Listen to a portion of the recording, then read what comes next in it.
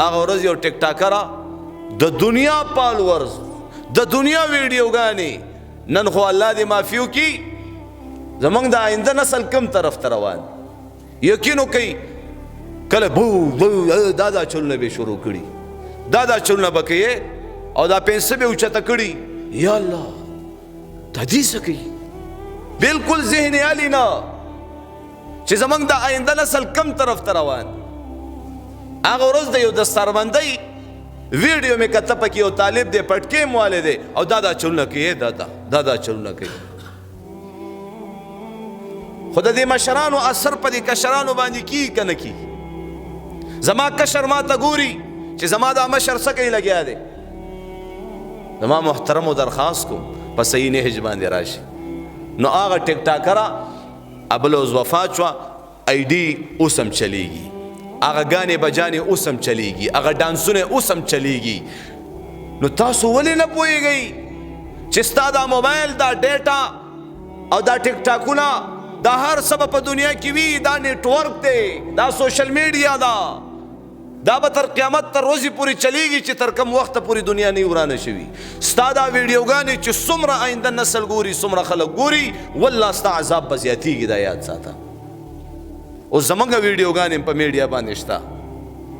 او ستا ویډیوګانې هم شته ته سوچ نه کې ستا لاش به پروت وي او ستا دا موبایل دا به یعنې د بل لاس ته ورشي او ستا ګیرلي ته به خلک ځي او ستا سرچ هغه چې تا څه سرچ کړي دي تا څه را ډاونلوډ کړي دي تا څه کتلي دي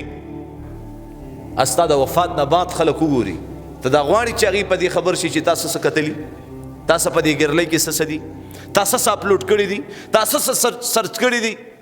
الله خو در باندې پرده چولې د خو تم په خپل ځان باندې پرده واچو دا ډیلیټ کا دا ویډیوګانې په خپل ژوند باندې ډیلیټ کا چې دا ژوند هېڅ پته نه لګي مولانا صاحب خو رښتیا وایي چې سبا به زه مړ یم او دغه د ټیک ټاک آی ډي دغه د فیسبوک آی ډي دا چې څومره بېدیني دي خوره کړې ده قسم د الله په ذات باندې د قیامت په ورځ د الله حبیب تا نه مخ وانړو تا خو زما امتیان ګمراه کړي دا سیده که نه ده تا خو زما امتیان ګمراه کړي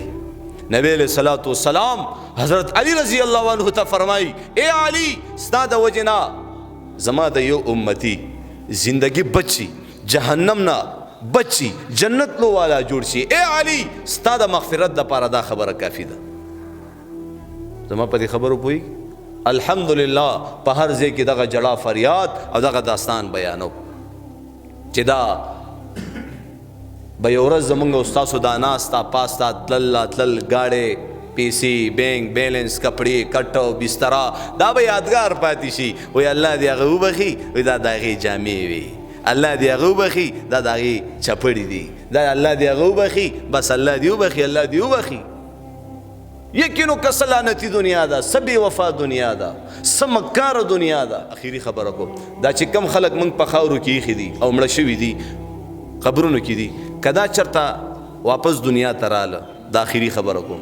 دا چې کم مړه شوي دي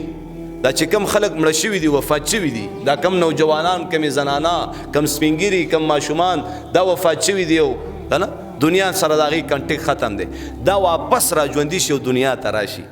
دی به مونځ کوي که نه به کوي بیا به مونځ کوي که نه به کوي وایي بیا به د قرآن تلاوت کوي که نه به کوي بیا به د خپل سترګې غلط استعمالوي که صحیح به استعمالوي بیا به خپل اورېدل غلط کوي که صحیح به کوي اوس موږ ژوندي موږ سره د دې خبرې فکر نشته نو زما محترم وي سانس ہے چانس ہے سانس ختم چانس ختم عمل به کوو انشاءالله کوو به انشاءالله الله به راضي کوو انشاءالله